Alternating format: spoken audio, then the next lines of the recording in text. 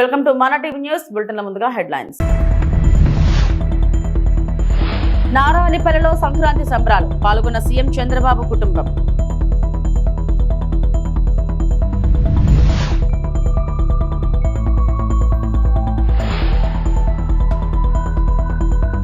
Bharat BRICS presidency 2026 website logo ఆవిష్కరణలో పాల్గొన్న EAM doctor S Jayashankar.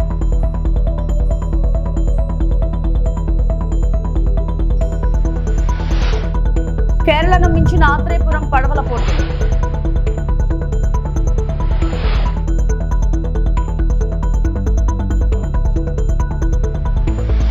AP CM Chandrababu స్వగ్రామం నారావారిపల్లిలో సంక్రాంతి సంబరాలు ఘనంగా జరుగుతున్నాయి.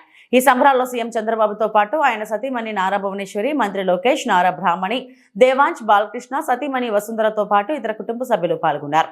ఈ సందర్భంగా ముగ్గుల పోటీలను భువనేశ్వరి, బ్రాహ్మణి పరిశీలించారు. సంబరాల్లో భాగంగా ఏర్పాటు చేసిన వివిధ క్రీడా పోటీల్లో దేవాంశ్ పాల్గొన్నారు. ఆయా పోటీలను సీఎం కుటుంబ సభ్యులు తిలకించారు. అంతకుముందు ప్రజల నుంచి వినతి పత్రాలను సీఎం చంద్రబాబు స్వీకరించారు.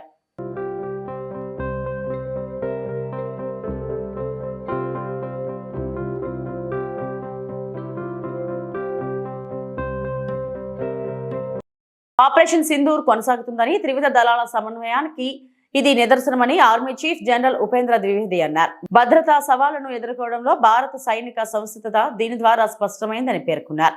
అలాగే ఈశాన్య సరిహద్దుల్లో పరిస్థితులు స్థిరంగానే ఉన్నాయని, అయితే అప్రమత్తంగా ఉండటం కీలకమని వెల్లడించారు. చైనా సరిహద్దులోని భద్రత గురించి మాట్లాడుతూ భారత మోహరింపులు బలంగా ఉన్నాయని చెప్పారు. భవిష్యత్తులో ఎలాంటి అవాంఛనీయ ఘటనలు ఎదురైనా వాటిని సమర్థవంతంగా ఎదుర్కొంటామని ధీమా వ్యక్తం చేశారు. జమ్మూ కాశ్మీర్లో పరిస్థితులు సున్నితంగా ఉన్నా ప్రస్తుతం అవి నియంత్రణలోనే ఉన్నాయన్నారు. అవసరమైతే భూతల దాడులకు కూడా సిద్ధమేనంటూ పరోక్షంగా పాకిస్తాన్కు గట్టి హెచ్చరికలు జారీ చేశారు. Following the Pahalgam terror attack, a clear decision to respond decisively was taken at the highest level.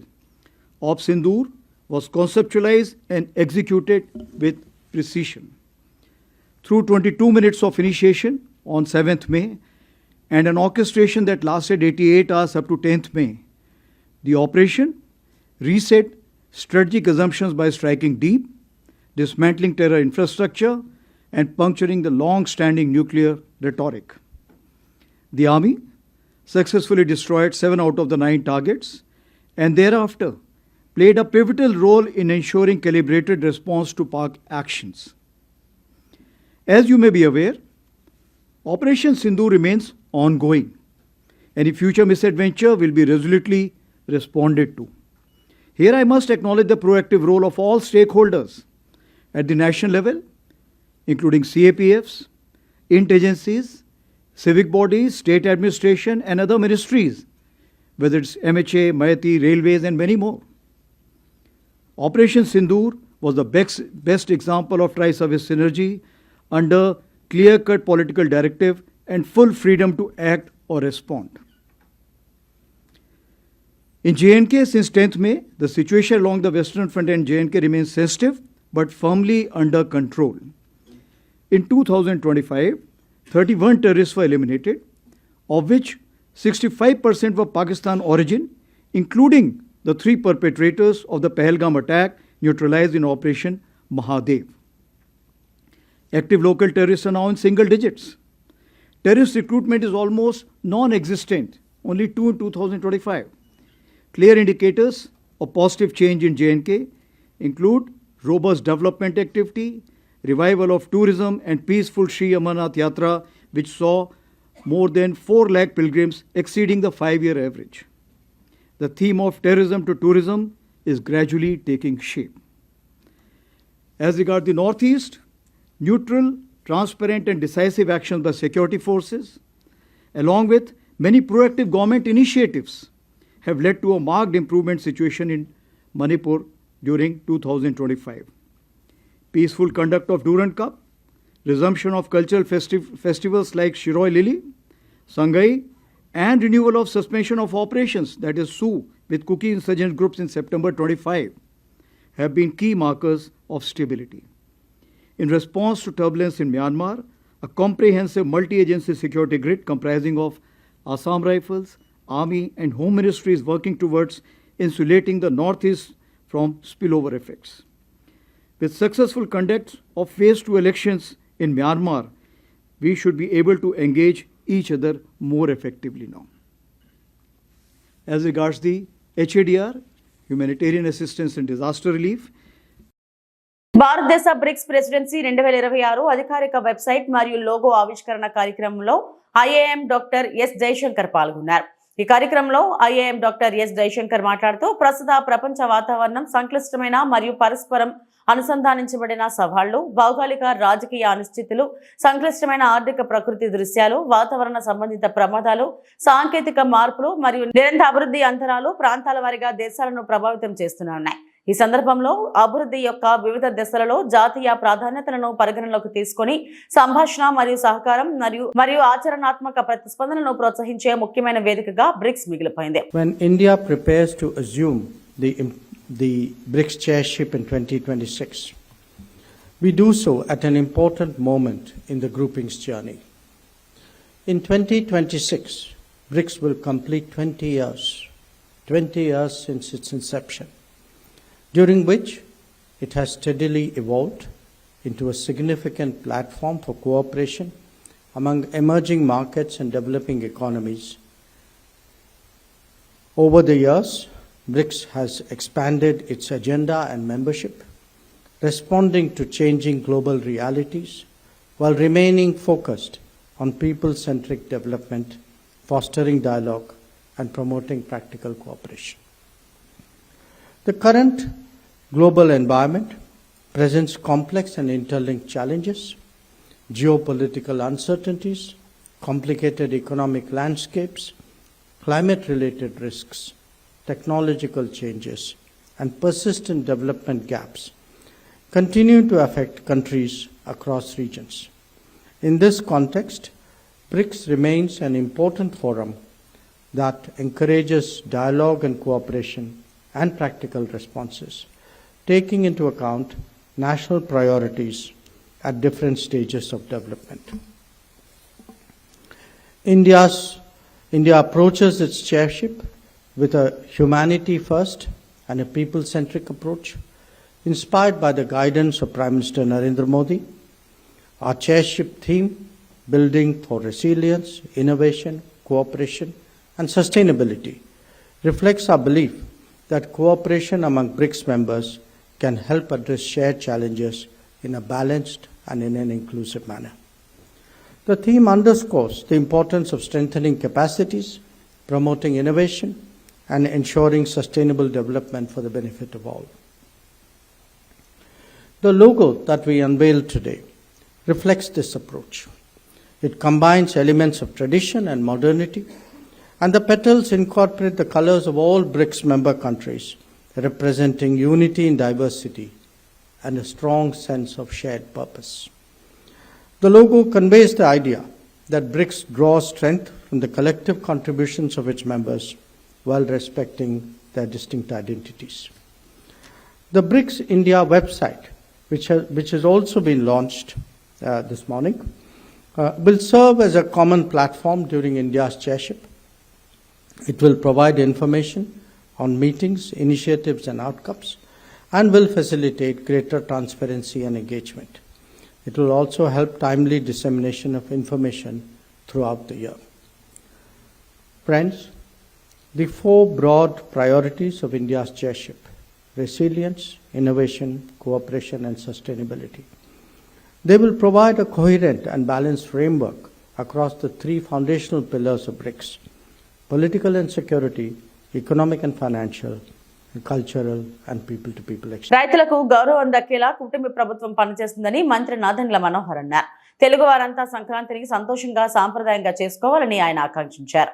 Guntur జిల్లా తెనాలి జనసేన కార్యాలయంలో జరిగిన సంక్రాంతి సంబరాల్లో నాదెండ్ల మనోహర్ పాల్గొన్నారు. డూడు బసవన్న ఆటలు, కోలాటాలతో సంస్కృతి ఉట్టిపడేలా వేడుకలు ప్రారంభించారు. భోగి మంటలను వెలిగించారు. ప్రజలకు సంక్రాంతి శుభాకాంక్షలు తెలిపారు. సంక్రాంతి అంటేనే రైతుల పండుగ. కష్టపడి పండించిన ధాన్యానికి అన్ని విధాలుగా ఒక మంచి ధర రావాలని, అమ్మిన ధాన్యానికి కాలంలో రావాలని, తద్వారా వారి కుటుంబ సభ్యులకి బట్టలు కొనుక్కునే కార్యక్రమం, ఒక మంచి పండుగ జరుపుకునే కార్యక్రమం, అందరూ సంతోషంగా ఉండాలనే తపనతో రైతు సోదరులందరూ కూడా ఎదురు చూస్తారు. అటువంటి సంక్రాంతి పండుగ ఎక్కడ చూసినా గంగిరెద్దులు, మన సాంప్రదాయం, మన సంస్కృతి, మన ప్రాంతంలో ఎప్పుడు కూడా తెలుగు జాతి గర్వపడే విధంగా అనేక ప్రాంతాల నుంచి, దేశాల నుంచి కూడా మన సంక్రాంతి వేడుకలకి మన దగ్గరికి వస్తుంటారు. సో ప్రతి ఒక్కరి కుటుంబంలో సంతోషం నింపాలని మన పంటలు, మన పొలాలు, మన రైతాంగం ఎప్పుడు కూడా కలకలలాడుతూ ఉండి ఈ ప్రాంతాన్ని సస్యశ్యామలంగా మనం అభివృద్ధి చేసే విధంగా కలిసిమెలిసి మన కూటమి ప్రభుత్వంలో అందరం కూడా ఒక ఐక్యతగా గౌరవ ముఖ్యమంత్రి గారు చంద్రబాబు నాయుడు గారు, అదేవిధంగా గౌరవ ఉప ముఖ్యమంత్రి గారు పవన్ కళ్యాణ్ గారు ఏ ఆలోచనతో అయితే నరేంద్ర మోడీ గారి సహకారంతో మన రాష్ట్రాన్ని ముందుకు తీసుకెళ్తున్నామో అదే అభివృద్ధి పందాలో మన ప్రాంత అభివృద్ధి జరగాలని, ప్రతి ఒక్క కుటుంబానికి సంక్షేమం, అభివృద్ధి రెండూ వచ్చే విధంగా కలిసి పనిచేద్దామని ఈ సందర్భంగా ప్రతి ఒక్కరిని కూడా మనస్ఫూర్తిగా నేను సంక్రాంతి శుభాకాంక్షలు తెలుపుకుంటూ, రాబోయే రోజుల్లో కూడా ఇదే పండుగ వాతావరణం రైతుల కుటుంబాల్లో ప్రత్యేకంగా రైతుకు గౌరవం దక్కే విధంగా మా కుటుంబ ప్రభుత్వం చేసిన ప్రయత్నాలన్నీ కూడా గుర్తుపెట్టుకోవాలని ఈ సందర్భంగా తెలుపుకుంటున్నాను. సావల్యాపురం మండలంలో కార్డన్ సర్చ్. పల్నాడు జిల్లా సావల్యాపురం మండలం కారుమంచి గ్రామంలో నరసింహారావుపేట డీఎస్పీ హనుమంతరావు ఆధ్వర్యంలో మంగళవారం పోలీసులు కార్డన్ సర్చ్ నిర్వహించారు. ఈ సందర్భంగా ఆయన మాట్లాడుతూ గ్రామాలలో ఎవరైనా అలజడులకు పాల్పడితే కఠిన చర్యలు తప్పవని హెచ్చరించారు. రానున్న ఎన్నికలను దృష్టిలో పెట్టుకుని ముందస్తుగా ప్రజలతో చైతన్యం కల్పించేందుకు ఈ కార్యక్రమాలను నిర్వహిస్తున్నట్టు తెలిపారు. కార్యక్రమంలో రూరల్ సీఐ బ్రహ్మయ్య, పలువురు సీఐలు, ఎస్ఐలు తదితరులు పాల్గొన్నారు.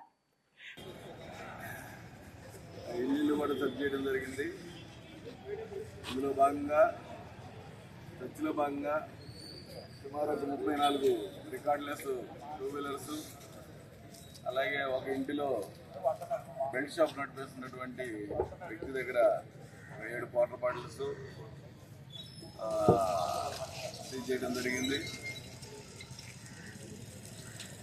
ముఖ్యంగా ఈ విలేజ్ని ఈ కార్డినెన్స్ వచ్చే ఆపరేషన్కి ఎన్నుకోవడంలో ముఖ్యమైనది ఏంటంటే, కొంచెం ఈ ఊరు కాంప్లికేటెడ్గా ఉంటుంది. ఎప్పుడంటే వినాయక చవితికి కానీ అట్లా ఏదైనా ఫంక్షన్స్ అలాంటి వాటిల్లో ఇద్దరు 2 గ్రూపులుగా ఏర్పడి ఇంతకుముందు గొడవలు పడే సందర్భాలు ఉన్నాయి చాలా. పోలీసులు కూడా అప్పుడు సుమారు 200 మంది పోలీసులు ఈ ఊర్లో ఉండటం జరిగింది, నాకు తెలుసు అది. సో అలాంటి వాతావరణం ఉన్నటువంటి ఇలాంటి విలేజెస్ అన్నీ కూడా రాష్ట్రం మొత్తం మీద, నాట్ ఓన్లీ పల్నాడు జిల్లా, రాష్ట్రం మొత్తం మీద ఇలాంటి విలేజెస్ అన్నిటినీ కూడా సెలెక్ట్ చేసి ప్రతి జిల్లాలో కూడా ఈ కార్డినెన్స్ సర్చ్ ఆపరేషన్ చేయడం జరుగుతూ ఉంది. విషయం ఏంటంటే, ముందుగా ప్రజలను అవేర్ చేయడం, అందరూ సత్ప్రవర్తనతో ఉండాలి. అందులో కమింగ్ వచ్చేటువంటి లోకల్ బాడీ ఎలక్షన్లో ఎంపీటీసీ, జెడ్పీటీసీ కానీ పంచాయతీ కానీ ప్రశాంతంగా జరగాలి, ప్రశాంత వాతావరణంలో జరగాలనే ఉద్దేశంతో ఇప్పటి నుంచి కూడా ప్రజల్లో అవేర్నెస్ కోసం, ప్రజలు ఎలాంటి ఇల్లీగల్ యాక్టివిటీస్ చేయకుండా, ఆల్రెడీ మీకు తెలుసు, ఆల్రెడీ కొన్ని కేసులు మొన్న రీసెంట్గా చూస్తే 307 కేసులు కూడా పెట్టి 307లో ఈ ఊర్లో కొంతమంది జైలుకి పోవడం జరిగింది. మరి అలాంటి వాతావరణం కరెక్ట్ కాదు. ఇప్పుడు ఆ 307లో జైలుకి పోయి అంతమంది ఇంకో కేసు కనుక్కుంటే అతనికి రౌడీ షీట్లు కూడా అవుతాయి. మరి పిల్లల భవిష్యత్తు ప్రశ్నార్థం అవుతుంది. కొంతమంది లేని పిల్లలను కూడా కేసుల్లో ఉంటున్నారు, వాళ్ళ భవిష్యత్తు ప్రశ్నార్థం అవుతుంది. కాబట్టి ఇవన్నీ మీరు మనసులో దృష్టిలో పెట్టుకొని ప్రజలంతా కూడా ఎలాంటి ఇల్లీగల్ యాక్టివిటీస్కి, అనవసరమైన గొడవల్లోకి తలదోర్చకుండా వచ్చే లోకల్ బాడీ ఎలక్షన్లు చేసుకోవాలని మీ ప్రెస్ వారి తరఫున మేము ఈ ఊరి ప్రజలందరూ. ఎమిగ్నూరు వైసీపీ నాయకులు ఇరిగేషన్ ప్రాజెక్టులపై తెలుగుదేశం పార్టీపై చేసిన వ్యాఖ్యలకు టీడీపీ పట్టణ కోశాధికారి విజయలక్ష్మి విమర్శించారు. రాయలసీమ ఎత్తిపోతల ప్రాజెక్టు ద్వారా రాయలసీమకు ఎలాంటి ఉపయోగం లేదని, గతంలో రాయలసీమ ప్రజలు రాయలసీమ ఎత్తిపోతల ప్రాజెక్టును వ్యతిరేకించారని ఆమె ప్రకటనలో పేర్కొన్నారు. 1000 కోట్ల ప్రజాధనం వృధా తప్ప ఆ ప్రాజెక్టు ద్వారా రాయలసీమకు ఎలాంటి ప్రయోజనం చేకూరదని రాయలసీమ ప్రజలందరికీ తెలుసునని, ఆయన కేవలం రాజకీయ లబ్ధి కోసమే ప్రయోజనం లేని ప్రాజెక్టులను 1000 కోట్ల ప్రజాధనాన్ని వెచ్చించి నిర్మించడం ఏంటని ఆమె ప్రశ్నించారు. ఆ ప్రాజెక్టుకు ఆయన ఖర్చులలో కేవలం 600 కోట్లతో సిద్ధేశ్వరం ఆలుగు నిర్మించి ఉంటే తెలంగాణ మరియు రాయలసీమ ప్రాంతాలు ఈ రోజు సస్యశ్యామలం అయ్యేవని, జీవో నెంబర్ 69కి ఎలాంటి సంబంధం లేకుండా 2 రాష్ట్రాలు నీటిని వాడుకునే వాళ్ళమని తెలిపారు. తుంగభద్ర నుంచి రాయలసీమకు వచ్చే 130 టీఎంసీల నీళ్లు వృధా అవుతాయని 3,000 కోట్లతో గతంలో ముఖ్యమంత్రి చంద్రబాబు నాయుడు గుండ్రేవుల ప్రాజెక్టుకు గ్రీన్ సిగ్నల్ ఇస్తే ఆ ప్రాజెక్టు ప్రజా ప్రయోజనాలకు ముందు వరుసలో ఉన్నదాన్ని మీ వైసీపీ ప్రభుత్వంలో ఎందుకు మీరు నిలుపుదల చేశారు, ఎందుకు నిర్మించలేకపోయారు, అది మీ అసమర్థతకు నిదర్శనం కాదా అని ఆమె తీవ్ర వ్యాఖ్యలు చేశారు. దాదాపు 1,00,000 ఎకరాలకు సాగునీరు కరువుతో విలువలాడుతున్న 130 గ్రామాలకు త్రాగునీరు ఇవ్వాలనే లక్ష్యంతో గతంలో తెలుగుదేశం పార్టీ అధికారంలో ఉన్నప్పుడు చంద్రబాబు 900 కోట్లతో వేదావతి ప్రాజెక్టుకు గ్రీన్ సిగ్నల్ ఇస్తే దాన్ని నిలుపుదల చేసింది మీరు కాదా అని మండిపడ్డారు. నమస్కారం, జై తెలుగుదేశం. నిన్న కొంతమంది వైసీపీ నాయకులు ప్రెస్ మీట్ పెట్టి మాట్లాడడం జరిగింది. రాయలసీమ ఎత్తిపోతల ప్రాజెక్టు వల్ల రాయలసీమకి ఎటువంటి ఉపయోగం లేదని వైసీపీ నాయకులకు తెలియదా? అయినప్పటికీ 3,000 కోట్లతో ప్రజాధనాన్ని వృధా చేయడం అనేది ఎంతవరకు సబబు? రాయలసీమ ఎత్తిపోతల ప్రాజెక్టు వల్ల కేవలం నెల్లూరుకి తప్ప రాయలసీమకి ఎటువంటి ఉపయోగం లేదని రాయలసీమ ప్రజలందరికీ తెలిసిన విషయమే. 20 క్యూసెక్కుల నీటి సౌలభ్యం ఉన్నప్పటికీ ఆ నీటిని నిలువ చేసుకోవడానికి రాయలసీమలో ఎటువంటి రిజర్వాయర్లు లేవని మీకు తెలియదా? 3,000 కోట్లతో ఈ ప్రాజెక్ట్ నిర్మించే కంటే 600 కోట్లతో సిద్ధేశ్వరం అలుగు నిర్మించుంటే అటు తెలంగాణ ఇటు రాయలసీమ రెండు శేషశ్యామలమై ఉండేది. జియో నంబర్ 69కి సంబంధం లేకుండా నీటిని వాడుకునే ఉండేవాళ్ళం. అది తెలియకుండా మాట్లాడడం అనేది హాస్యాస్పదంగా ఉంది. అదేవిధంగా తుంగభద్ర నుంచి రాయలసీమకి రావాల్సిన 130 టీఎంసీల నీరు వృధా అవుతుందని 3,000 కోట్లతో గుండ్రేవల ప్రాజెక్టుకి చంద్రబాబు గారు గ్రీన్ సిగ్నల్ ఇస్తే మరి మీ ప్రభుత్వంలో ఎందుకు నిలిపేశారు? అది ఎందుకు నిర్మించలేకపోయారు? అదేవిధంగా 1,00,000 ఎకరాలకి సాగునీరు, 130 గ్రామాలకు తాగునీరు అందించాలనే లక్ష్యంతో 900 కోట్లతో వేదావతి ప్రాజెక్టుకి చంద్రబాబు గారు గ్రీన్ సిగ్నల్ ఇస్తే మరి మీ ప్రభుత్వంలో ఎందుకు నిర్మించలేకపోయారు? పోలవరంపై రీటెండరింగ్స్, అదేవిధంగా ఆర్డీఎస్ పై కేసులు, ఇది మీరు చేసిన అభివృద్ధి. ఇరిగేషన్ ప్రాజెక్టులపై మీరు మాట్లాడుతూ ఉంటే ప్రజలకి దేంతో నమ్మాలో కూడా అర్థం కాకుండా ఉంది. మతి స్థిమితం కోల్పోయి మాట్లాడొద్దని తెలియజేసుకుంటున్నా. అదేవిధంగా తెలుగుదేశం ప్రభుత్వంని బత్రాప్ చేయాలన్న వైసీపీ నాయకులకి సూటిగా ప్రశ్నిస్తున్నాం.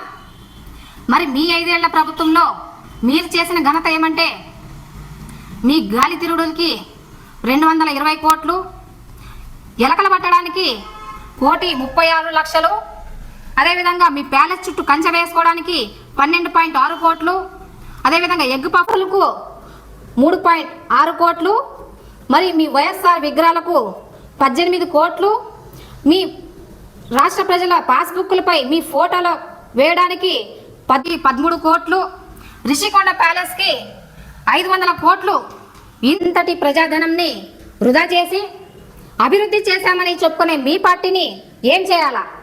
మరి మా పార్టీని అయితే బత్రాప్ చేయాలన్నారు, మరి మీ పార్టీని ఏం చేయాలా? వైసీపీ పార్టీ ఒకటే గుర్తుపెట్టుకోండి, రాష్ట్రం అభివృద్ధి అంటే తెలుగుదేశం పార్టీ చంద్రబాబు గారు, ఎమ్మిగ్నూరు అభివృద్ధి అంటే తెలుగుదేశం పార్టీ బీబీ కుటుంబం అనేది గుర్తుపెట్టుకోండి. జై తెలుగుదేశం, జై జై తెలుగుదేశం. జయనాశ్వరెడ్డి గారి నాయకత్వం వద్ద డాక్టర్ బిఆర్ అంబేద్కర్ కోనసీమ జిల్లా కొత్తపేట నియోజకవర్గం ఆత్రేయపురంలో సంక్రాంతి సంబరాలు అంబరాన్ని తాకాయి. నేడు పడవల పోటీలు, డ్రాగన్ పోటీలు నిర్వహించారు. ఈ సంబరాలలో వాటర్ ఫ్లై బోట్లు సందర్శకులను విశేషంగా ఆకట్టుకున్నాయి. సంక్రాంతి పండుగ సందర్భంగా వివిధ ప్రాంతాల నుంచి వచ్చిన సందర్శకులకు ఇవి ప్రత్యేక ఆకర్షణగా నిలిచాయి. కార్యక్రమాలను అందరూ స్పష్టంగా వీక్షించేలా నిర్వాహకులు ఎల్ఈడి స్క్రీన్లను ఏర్పాటు చేశారు.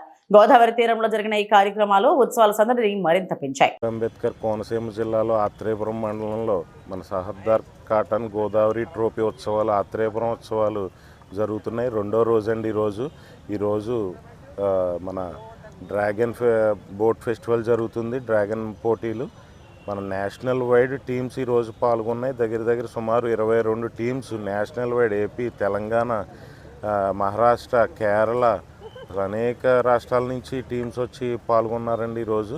అలా మీరు చూస్తున్నారు మన కోనసీమ ఇక్కడ ఆత్రేయపురం మండలంలో ఇంత క్రౌడ్ పండగ ముందే 3 రోజుల ముందే మన బండారు సత్యానందరావు గారు ఇక్కడికి తీసుకొచ్చారు. మనకి అసలు జనం ఇంత క్రౌడ్ని మనం ఎప్పుడూ చూడలేదు. ఇదేదో పెద్ద తీర్థం కింద ఉన్నారు ఈరోజు. అక్కడ లొల్లలాకుల దగ్గర మన ఫుడ్ ఫెస్టివల్ కానీ అక్కడ బోట్స్ చూశారు.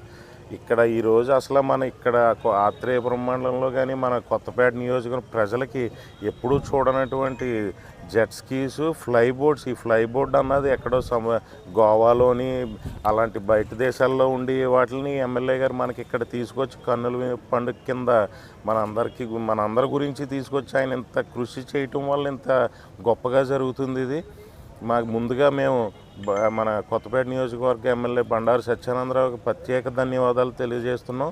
అలాగే మా కమిటీ తరపున కమిటీ సభ్యులు అందరం కూడా ఇక్కడ వచ్చే వాళ్ళకి ఏ ఇబ్బంది లేకుండా అందరికీ కూడా అన్ని ఏర్పాట్లు చేసాం.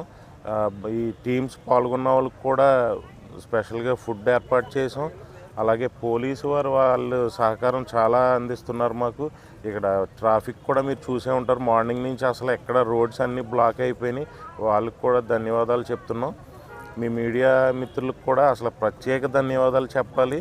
మేము కష్టపడ్డామంటే మా కష్టాన్ని, ఎమ్మెల్యే గారు పడ్డ కష్టాన్ని మీరు మొత్తం దేశవ్యాప్తంగా మీరు ఎంత తీసుకెళ్తున్నారంటే మీకు ప్రత్యేకంగా ధన్యవాదాలు తెలియజేయాలి మీ మీడియా మిత్రులందరికీ కూడా.